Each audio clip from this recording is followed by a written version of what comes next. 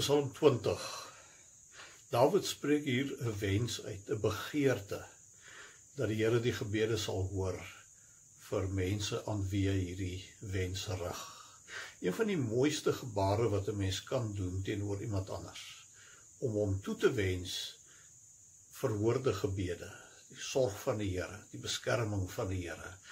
5 sulke begeertes of wense wat Dawid in hierdie Psalm uitspreek, tot by vers 6. Ek wil net oor die laaste een iets sê. Mag die Here jou gee wat jou hart begeer, is die laaste wens wat Dawid uitspreek.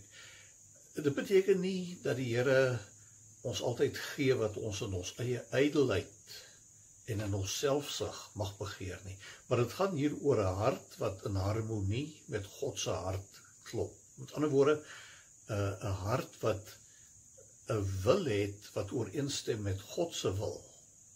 En in daai geval kan ons seker wees, die Here gee ons wat ons hart begeer.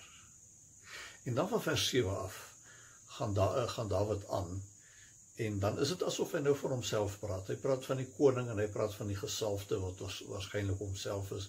En dan volg daar 'n geloofsbelydenis wat so kragtig is. Hy sê, ander mense vertrou op perde en strydwaans, maar ons vertrou op die getrouheid van die Here.